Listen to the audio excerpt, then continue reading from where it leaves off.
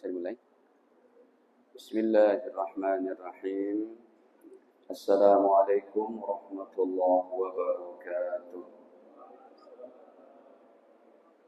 Alhamdulillah.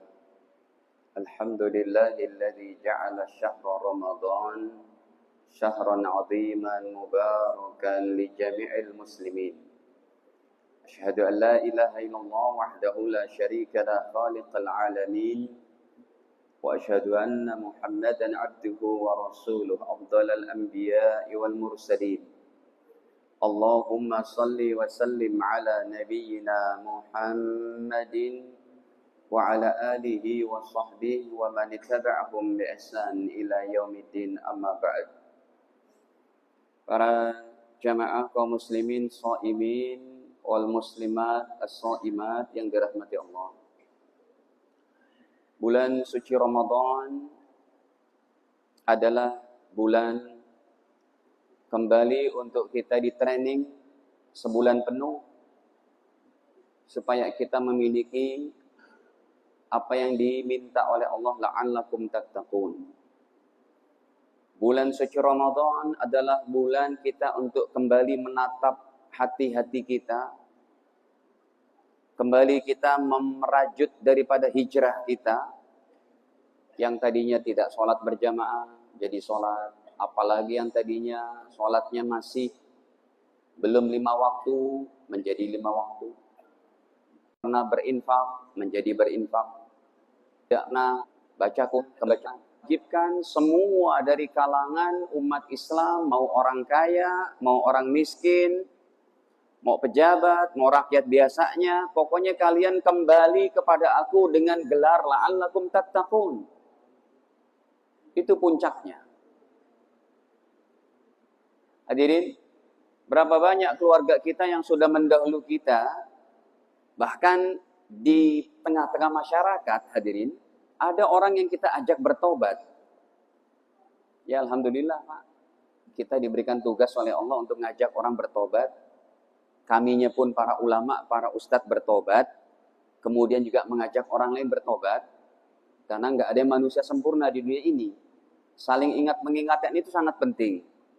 Ada orang yang kita ajak, Pak, Mas, Bang, Pak, yuk kita sholat, Pak Ustadz besok deh. Malamnya meninggal, Pak. Jadi para jamaah dirahmati Allah, kalau dalam rukun Islam yang 5 saja, dari rukun Islam yang berupa amaliyah selain syahadat, kan rukun Islam tuh 5 tuh, syahadat, sholat, puasa, zakat, haji. Dari 4 macam yang berupa amal soleh ini, sholat, puasa, zakat, haji, ayat-ayatnya yang endingnya la'allakum tattaqun hanya puasa. Kalau sholat tidak demikian. Salat itu ayatnya seperti apa? Contohnya dalam Al-Baqarah ayat kedua, ketiga dia itu. Ya, alladzina yu'minuna bil ghaibi wa yuqimuna sholata wa mimma razaqnahum yunfiqun. Dan orang-orang yang percaya dengan ghaib, yang mendirikan salat, mimma razaqnahum yunfiqun, dan mereka berinfak. Tidak ada endingnya la'allakum tattaqun. Atau contohnya dalam Al-Baqarah 43. Wa aqimus shalah wa atuz zakah warka'u ma'ar raki'in. Dirikanlah salat, bayar zakat. Endingnya tidak ada la'allakum tattaqun. Begitu juga haji. Dalam Ali Imran, ini kajian siang kita ini Pak, nggak pakai infokus dulu ya. Infokusnya libur Pak, lagi puasa masalahnya. Jadi kalau dalam masalah haji pun tidak ada endingnya la'allakum tattaqun. Contohnya Ali Imran 97. Kita ambil dari pertengahan sampai akhirnya. Walillahi 'alan nasi hajjul baiti man istata'a ilaihi sabila. Dan haji itu kewajiban manusia kepada Allah bagi yang mampu untuk mengadakan perjalanannya. Apa ayat terakhirnya, endingnya? Wa man kafara fa innallaha ghaniyun 'anil 'alamin. Dan siapa orangnya yang kufur kepada Allah, sesungguhnya Allah tidak memerlukan semesta. Allah tidak memerlukan daripada segenap alam ini, jagat raya. Karena Allah adalah Al-Khaliq, pencipta. Allah yang ghani, yang maha kaya. Jadi ayatnya itu tidak ada la'allakum tattaqun kecuali Ramadan. Ya ayyuhalladzina amanu kutiba alaikumusyamu kama kutiba alal ladzina min qablikum la'allakum tattaqun. Kenapa begitu? Karena hadirin sebulan ini kita ditempa, dilatih, ditarbiyah. Sholat wajibnya berjamaah ada. Sholat sunnahnya taraweh berjamaah pun ada. Berinfaknya memberikan makan, berbuka, takjilan atau sahuran pun ada. Zakat fitrahnya ada. Zakat fitrinya pun ada. Maksudnya itu infak sedekah wajib sunnahnya ada. Bahkan berhaji pun ada di Ramadan. Apa kata Rasul dalam hadis-hadis sahih? Umrah fi Ramadan kahajjah. Berumrah di bulan Ramadan pahalanya seperti haji. Jadi emang Ramadan ini hadirin untuk menempa diri kita. Terutama la'allakum tattaqun ini kita bisa meraih pertama kali tanggung jawab kita yang paling gampang itu kepada keluarga kita.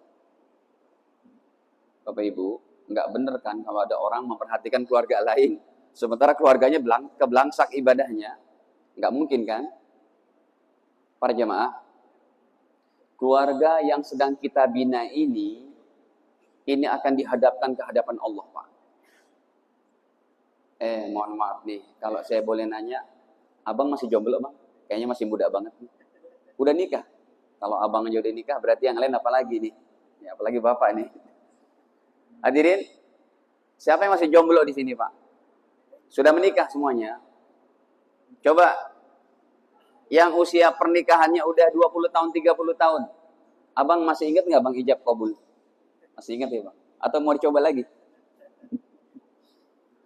Saya biasa tuh nikahin juga ya.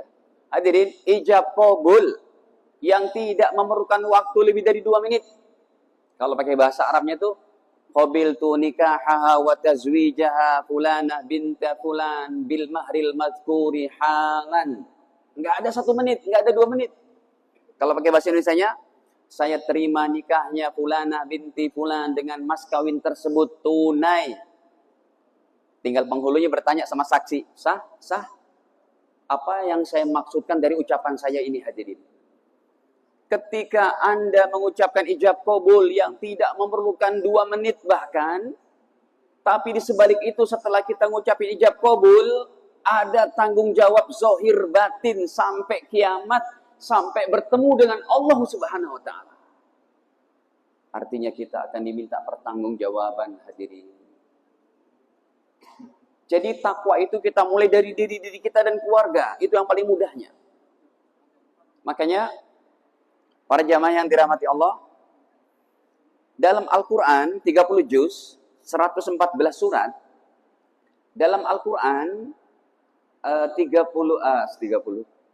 juz 114 surat dari apalagi dari 6.600 sekian ayat dari 1.027.000 huruf. Keluarga dalam Al-Quran Allah ceritakan, Anda bolak-balik tuh dari Al-Fatihah, Al-Baqarah, Ali Imran sampai An-Nas. Semua Allah menceritakan masalah keluarga, ada 4 yang bisa kita ambil pelajaran, Pak. Totalnya cuma 4 nih, nggak ada yang kelima. Yang pertama, keluarga yang suami dijamin masuk surga, tapi istri di neraka. Na'udzubillah. Bahkan di sini kehendak Allah, Allah takdirkan keluarganya sang Nabi, Nabi Nuh, Nabi Lut. Anda boleh buka surat 66, surat At-Tahrim, ayatnya ke-10, Pak. Daraballahu mathalan lilladzina kafaru imra'ata Nuhin wa imra'ata Lut. Kanata tahta 'abdaini min 'ibadina salihin. Fakhanatahuma falam yughniya 'anhuma min Allahi syai'a. Wa qila dukhulan nar ma'ad dakhilin. Keluarga yang pertama adalah keluarga Nabi Nuh, yang Nabi Nuh dan Nabi Lut, yang istrinya tidak mau beriman kepada Allah. Hadirin, Nabi Nuh, tapi kita jangan sangka buruk nih kepada Nabi Nuh. Nabi Nuh dan Nabi Lut, kedua-duanya udah berusaha semaksimal mungkin mengajak sang istri beriman, mengajak sang istri untuk menutup aurat, mengajak sang istri untuk sholat, mengajak sang istri untuk taat kepada Allah, tapi istri mereka berdua yang tidak mau. Pak, makanya jangankan istri seorang ulama, seorang ustadz, apalagi umat Islam sebiasanya. Istri seorang nabi pun kalau hidayah tidak Allah campakkan ke dalam hatinya, nggak jadi dia beriman tuh. Tapi Nabi Nuh dan Nabi Lut tidak berdosa karena mereka sudah usaha secara maksimal. Siang malam mengajak sang istri dan anak-anaknya untuk bertobat kepada Allah, untuk taat kepada Allah. Hadirin, tentu ya keluarga yang seperti ini, kalau gambaran keluarga sekarang, suaminya rajin ke masjid, suaminya rajin ngaji, suaminya rajin ibadah, tapi istrinya yang tidak mau ibadah. Istrinya yang bahkan easy going ke sana kemari, sang istri bahkan yang tidak taat kepada Allah. Ini nggak mungkin mencapai keluarga dengan tatanan takwa nantinya. Ya, kalau suami istri udah begini, gimana anak-anaknya itu pendidikan agamanya? Hadirin, ini keluarga yang pertama. Tentu kita nggak mau nih, yang masuk surga cuma para suami, istrinya entah kemana. Baik, yang kedua adalah suami yang di neraka, tapi kebalikannya istri di surga. Ini contoh kedua adalah keluarga Fir'aun dengan sang istri yang muslimah, mukminah, beriman, yaitu Bunda Asiyah.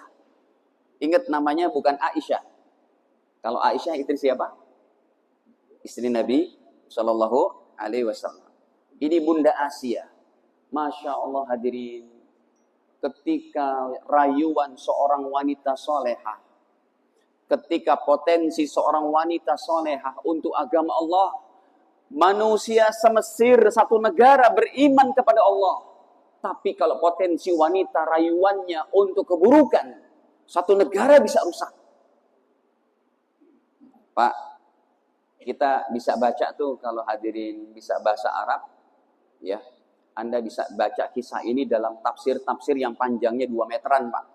Ada tafsir Maraghi, ada tafsir Tobari, ada tafsir Al-Alusi, namanya Ruhul Ma'ani, karya Imam Abdurrahman Al-Alusi, atau tafsir yang paling sederhana deh, Ibnu Katsir segini. Atau tafsir yang paling tipis lagi segini tuh, tafsir Jalalain. Pernah dengar itu? Tafsir Jalalain. Jadi kalau ada orang mentafsirkan jilbab nggak wajib, itu tafsirnya bukan tafsir jalan lain, tapi tafsir jalan lain. Hadirin, coba perhatikan Pak. Ini kisah yang nomor 2 ini, suami yang tidak beriman kepada Allah, tapi istri yang taat dan beriman. Keluarga Fir'aun. Hadirin, sebenarnya dakwahnya Nabi Musa, sampai orang semesir masuk Islam, itu pahalanya pertama kali masuk ke dalam catatan amal Bunda Asiyah. Musa bisa apa, Pak? Nabi Musa nggak bisa apa-apa ketika mau dibelah 2 jasadnya oleh Fir'aun. Karena Fir'aun bermimpi akan lahir seorang anak yang akan menghancurkan kerajaan Fir'aun. Kezoliman Fir'aun. Makanya Fir'aun buat peraturan. Setiap bayi yang lahir wajib dibunuh. Bahkan Fir'aun sudah membunuh lebih daripada 70.000 bayi nggak berdosa, orang-orang Bani Israel Mesir. Tapi setelah itu Fir'aun dapat nasihat dari para penasehatnya. Wahai Tuan Raja, seumpamanya engkau membunuh semua bayi-bayi, nanti ke depannya kita tidak punya para pekerja-pekerja laki-laki dari Bani Israel. Yang tersisa cuma wanita-wanita saja. Maka kalau begitu, kata Fir'aun, bagaimana pendapat kalian? Supaya kita tidak kehabisan tenaga untuk masalah perkebunan kormanya, palawijanya, ataupun tambang-tambang dan usaha Fir'aun yang saat itu yang memerlukan tenaga para kulinya, para pekerjanya, para karyawannya. Akhirnya mereka berembuk. Dibuatlah keputusan, baik, kalau begitu semua bayi jangan dibunuh yang lahir. Maka dibuat peraturan oleh Fir'aun, bayi yang, makanya kenapa Nabi Harun aman-aman saja Pak. Padahal Nabi Harun sezaman dengan Nabi Musa lahirnya. Dan ini adalah abang beradik dalam, maksudnya ibunya tuh abang kakak beradik. ibunya Nabi Musa dan ibunya Nabi Harun. Tapi kenapa Nabi Musa aman-aman, Nabi Harun aman-aman saja? Tidak dikejar oleh Fir'aun mau dibunuh. Karena Fir'aun buat peraturan, Pak. Bayi yang lahir tahun ganjil wajib dibunuh. Bayi yang lahir tahun genap wajib dibiarkan saja. Jadi rupanya ganjil genap sudah ada tuh. Sejak zaman Fir'aun, ganjil genap sudah ada. Nah, Nabi Harun lahir tahun genap, makanya dibiarkan. Sedangkan Nabi Musa lahir tahun ganjil. Ketika tahun ganjil, ibundanya Nabi Musa melahirkan, ya Allah, dalam keadaan sedih. Beliau tidak bisa berbuat apa-apa untuk melindungi anaknya. Sementara Algojo sudah sweeping dari rumah-rumah yang didata. Siapa nih wanita yang hamil tahun ini dan melahirkan? Termasuk ibundanya Nabi Musa. Akhirnya Nabi Musa dikemben dengan satu helai kain, diletakkan di peti terbuat daripada kayu, diletakkan ke sungai Nil oleh sang bunda. Nah, saya serahkan engkau, tawakalkan kepada Allah Subhanahu wa taala. Kalau memang engkau masih hidup, saya serahkan saja kepada Allah. Itu daripada apa? Kotak kecil yang berisi jasadnya Nabi Musa yang masih merah, mengalir dibawa oleh sungai Nil. Sampai sekarang masih ada sungai Nilnya. Istana Fir'aun juga bekas-bekasnya masih ada. Dan sungai itu berada di mana? Mengalir ke pendopo belakang istananya Fir'aun, yang mana Bunda Asia sedang bersama dayang-dayangnya, lagi disisirin, lagi di ini itu. Lalu mereka melihat, bunda itu ada apa? Kok ada peti kecil? Ambil katanya. Setelah dilihat, ya Allah, ada bayi kecil mungil. Inilah Musa bayi. Diselamatkanlah, dijadikan anak angkat Bunda Asia, anak angkatnya Fir'aun. Coba hadirin kita lihat. Betapa Fir'aun yang ganas. Betapa Fir'aun yang sangat keji. Dengan tegaknya membunuh puluhan ribu bayi tidak berdosa karena dia telah bermimpi. Dan diartikan oleh para ahli sihirnya, mimpinya membahayakan ini. Semua bayi harus dibunuh. Akhirnya Bunda Asia, Pak. Ketika Fir'aun mengetahui, wahai Asia, kamu apa itu yang kamu pegang? Anak bayi, Bang. Nggak bisa. Sini, diletakkan Musa di satu meja. Algojo, belah dua. Saat itulah bermain potensi rayuan wanita solehah. Apa kata Bunda Asia? Bang Un, Fir'aun maksudnya. Bang Un, bukankah engkau berkata kepada aku, you are my sweetheart, you are the only one in my heart, gitu ya? Ngerti nggak bahasa Inggrisnya, Bang? Bang, dulu abang pernah bilang, engkau adalah satu-satunya dalam hatiku, engkau cinta kepada aku, you are my love, gitu ya? Bang, tolong Bang, satu ini saja Bang, jangan kau bunuh. Kata Fir'aun, nggak bisa. Algojo, belah dua, Musa yang baik ini. Dirayu lagi sedemikian rupa. Bang, tolong Bang, satu ini aja Bang. Lu harti Fir'aun, Pak. Apa kata Fir'aun? Ya deh Beb, satuin aja ya Beb ya. Para jamaah, lihat Musa selamatnya oleh ibu angkatnya Bunda Asia. Yang akhirnya tumbuh berkembang di istana raja. Hadirin, Musa akhirnya kehausan. Pada sore harinya, malam harinya beliau tidak mau minum. Nggak mau minum susu ini, itu nggak mau. Akhirnya Fir'aun buat sayembara. Wahai wanita semesir, siapa kalian yang bisa menyusui bayiku ini, anak angkatku ini, akan saya berikan gaji. Semua wanita semesir udah kumpul di situ untuk memberikan air susunya. Akhirnya datanglah giliran nomor 1, menyusui Nabi Musa yang masih kecil. Nabi Musa masih kecil, ketika dinenenin sama ibu-ibu Mesir, moh. Datang yang kedua, nggak mau nyusu. Sampai ketiga, ke 100, nggak mau nyusu. Akhirnya datanglah ibunda Nabi Musa ikut sayembara. Saya daftar. Masya Allah ya Pak. Skenario Allah Ta'ala begitu indahnya. Akhirnya giliran bundanya Nabi Musa datang. Ya, dipeluklah Nabi Musa. Ketika beliau sudah diajukan untuk nenen, langsung aja Nabi Musa. Subhanallah. Ini kalau kita lihat kisah kayak begini, hadirin, membuat kita yakin dengan agama Allah Ta'ala. Ya, memang Pak, kisah-kisah dalam Al-Quran ini untuk meneguhkan iman kita, termasuk dalam pembicaraan keluarga ini. Baik, oh ini waktunya tinggal 5 menit lagi nih. Boleh tambah nggak 1 jam lagi? 10 menit lagi boleh ya Pak? Nah, begini hadirin sebentar. Ini sebenarnya kalau saya bicara, makanya kalau pakai laptop tadi itu sangat lambat banget. Harus buka ayatnya gini-gitu. Ini kan tinggal saya bacain aja. Para jemaah, singkat cerita udah. Akhirnya Nabi Musa tumbuh besar. Sebenarnya feeling Firaun tuh udah bener. Ini Musa yang akan menghancurkan kerajaannya. Gitu ya. Pas usia 4 tahunan, Firaun sedang duduk di kursi kayunya. Lalu kayunya ditendang sama Nabi Musa dengan kakinya. Glek. Usia 4 tahun. Jatuh, patah kaki apa tuh? Kaki daripada kursinya itu. Kata Firaun, kayaknya ini nih anak ini nih yang akan membuat hancurnya kerajaanku. Dirayu lagi oleh Bunda Asia. Bang, bersyukur dong bang kalau anak kita tenaganya kuat. Akhirnya terakhir apa kata Nabi? Kata Fir'aun, sekarang saya berikan 2 pilihan. Di sini api, di sini susu. Api dan susu. Kalau Nabi Musa mengambil susu, saya penggal dia lehernya. Tapi Nabi Musa kan anak kecil yang cerdas. Diambillah susu. Ketika jaraknya udah berapa senti aja, Allah kirim Jibril alaihissalam. Tangannya dibelokkan ke api. Yang diambil api, dimakanlah api itu. Makanya lisannya, lidahnya Nabi Musa cadel, tidak fasih. Dan Nabi Harun dijadikan daripada jubirnya, juru bicaranya Nabi Musa untuk menyampaikan wahyu-wahyu Taurat. Hadirin, saya mau singkat saja. Akhirnya proses kedua keluarga ini, istri beriman, suami tidak.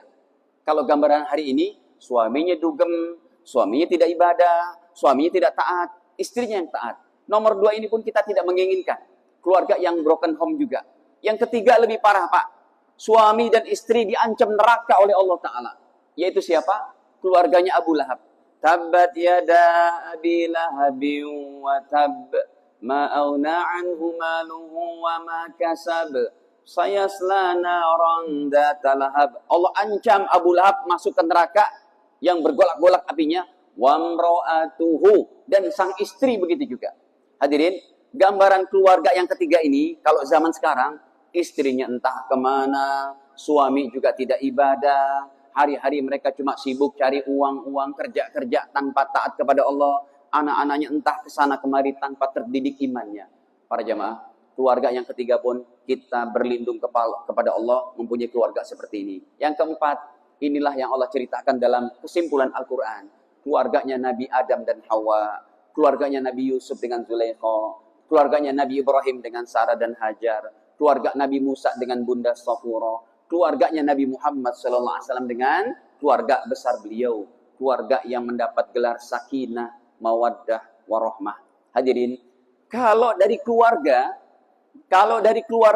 menjadi keluarga la'allakum tattaqun, kampung kita akan baik. Kampung kita baik, kota kita baik. Kota kita baik, negara kita baik. Hadirin, ketika ini saya bawakan nih Pak hadis Sahih Bukhari-nya nomor 2109. Ya, Sahih Bukhari dalam syamilahnya nomor 2109. Ketika Pak dari kalangan grassroots, dari orang-orang bawahan sampai pemimpin tertinggi bertakwa kepada Allah yang Nabi ceritakan dalam kisah akhir zaman. Kita kan udah kisah akhir zaman nih Pak. Kami pun yang bergabung dalam usaha travel haji umroh Pak, agak deg-degan nih Pak. Karena tahun ini saya berhaji pun bawa lebih dari 60 jamaah. Yang satu orangnya bayar 300 juta. Tahun ini saya berangkat, deg-degan nih Pak. Karena eskalasi apa? Peperangan di Iran dan Israel Amerika, kalau nggak berhenti-berhenti, waduh bisa batal ini haji. Makanya berdoa Pak, ya, supaya Allah Ta'ala hentikan, jangan kiamat dulu lah gitu ya. Para jamaah, jadi ketika ketakwaan ada dalam hati-hati orang Islam dari keluarga pemerintahan terkecil sampai pemerintahan terbesar, ini saya bawakan hadis yang tadi, Sahih Bukhari, bahkan Nabi bercerita masalah akhir zaman, ketika semuanya udah punya la'allakum tattaqun, bahkan yang Nabi ceritakan adalah pengentasan kemiskinan. Tidak ada lagi orang miskin. Pak, Ramadan aja Pak di tempat kami Pak masih ada begal Pak di Bekasi. Itu kan karena perut. Ya. Di Pondok Gede pun, di Jati Asih pun masih ada pembunuhan kemarin. Yang gara-garanya dia menjadi saksi korupsi Pelindo dan macam-macam katanya. Yang suami istri terbunuh itu, suaminya kan terbunuh ketika mau makan sahur. Ya, Allah alam indikasi seperti apa yang di Jati Asih itu Pak.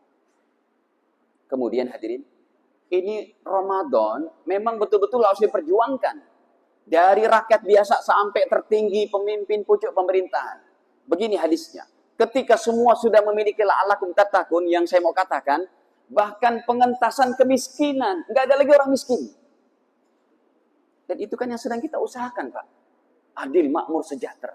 Apa kata Nabi? La yushikanna walladhi nafsu Muhammadin biyadi. Demi zat yang jiwa Muhammad ada pada kekuasaan Allah. La yushikanna ayanzil fikum ibnu Maryam. Dalam waktu dekat akan turun dari langit kedua Isa bin Maryam. Tempat turunnya pun Nabi udah sabdain dalam hadis-hadis sahih. Di Masjid Menara Putih, di Masjid Jami' Umayyah, di Damaskus Timur. Yang tahun 13 tahun ke belakang kemarin perang saudara, itu masjid tetap Allah jaga. Karena memang bakal tempat turunnya Isa bin Maryam beserta Imam Mahdi. Ketika beliau turun, Nabi Isa dipersilahkan oleh Imam Mahdi untuk apa? Mengimami. Kata Isa bin Maryam, tidak. Yang jadi imam engkau wahai Imam Mahdi. Lihat hadirin, ketika pemimpin Imam Mahdi dan Isa bin Maryam, pemimpin yang sudah bertakwa, rakyatnya pun bertakwa, kata Nabi SAW, tugas daripada mereka berdua diantaranya menghancurkan salib. Ini tugas utama Isa bin Maryam. Membunuh babi serta meletakkan jizyah. Jadi insya Allah perpajakan sudah tidak ada lagi tuh Pak. Karena kehidupan begitu sejahteranya. Di negara-negara Islam juga sudah tidak ada perpajakan Pak. Semua daripada sumber daya alam dan apa hasil-hasil selain pajak. Ya, ini nyata di Brunei pun. Di Qatar mana ada pajak, ya. Baik, kemudian hadirin, kata Rasul, wa yufidul mal, harta berlimpah ruah. Ini yang saya mau garis bawahi sabda nabinya, hatta la yaqbaluhu ahad, sehingga tidak ada lagi satu orang miskin yang menerima zakat. Ada orang keluarkan zakatnya 1 miliar, 25 juta, 2,5%-nya, dia bawa keliling kampung, zakat, tidak ada yang nerima. Ini hasil la'allakum tattaqun. Jadi hadirin, berbicara tattaqun ini, kita mulai dari keluarga-keluarga kita. Siapa di antara keluarga kita, istrinya dan anak perempuannya belum menutup aurat, Pak? Bukan besok. Nanti di sore kita pulang ke rumah, kasih tahu. Ibunya anak-anak, ayo tutup aurat. Kalau memang Anda minta instan, pengajaran dari sekarang, apa yang Anda dengar dari apa yang saya ucapkan, pulang ke rumah Anda ajak secara instan, mungkin belum gitu bisa ya, tapi perlahan-lahan. Ini kalau ada di antara kita yang istrinya belum menutup aurat, ya, atau Anda sendiri belum bisa ngaji Quran, berhijrahlah Pak. Ayo sama-sama kita bentuk diri kita la'allakum tattaqun. Enggak merugi hadirin. Orang yang punya la'allakum tattaqun, keluarganya bahagia, keluarganya sukses. Tempat dia bekerja pun, kantor kita Jasa Marga akan makin barokah. Kalau setiap karyawannya sampai pucuk pimpinannya punya la'allakum tattaqun, barokah dan barokah hadirin. Para jamaah dirahmati Allah, ini diantara 10 menit tentang bagaimana keluarga dalam karakteristik menurut Al-Quran dan As-Sunnah. Kita sebagai kepala keluarga terutama adalah penanggung jawab yang utama untuk kebaikan keluarga kita. Keluarga kita baik, tidak main-main. Bisa membentuk satu negara yang baik, yang diridhoi oleh Allah Ta'ala. Al-A'raf 96, ini dari la'allakum tattaqun. Enggak cukup dengan iman. Kalau kita iman dan takwa, maka akan kehidupan kita menjadi lebih baik lagi. Semoga Allah terima daripada Ramadan kita tahun ini. Masih banyak waktu hadirin, masih ada 16 hari, 14 hari, 15 harian. 15 harian kalau kurang lebih ya. Masih bisa kita mengkhatamkan Al-Quran, mentadaburi, mengamalkannya. Ya, masih kita bisa bertobat malam harinya, menangis kepada Allah Ta'ala dalam keheningan malam. Sebelum makan sahur, ya, mintalah kepada Allah, ya Allah, mudahkan urusan kami, ya Allah. Jadikan kami menjadi negeri yang baik. Lihat, orang Islam pikirnya, bukan kebaikannya untuk diri sendiri, tapi juga untuk seluruh umat manusia. Bahkan non-muslim pun didoakan oleh orang Islam supaya mereka selamat dunia akhirat dengan mendapat hidayah dari Allah Subhanahu wa taala. Ini saja, kekurangan mohon dimaafkan. Saya akhiri dengan kafarah majelis. Subhanakallahumma wa bihamdik, asyhadu an la ilaha illa anta astaghfiruka wa atubu ilaik. Wassalamualaikum warahmatullahi wabarakatuh.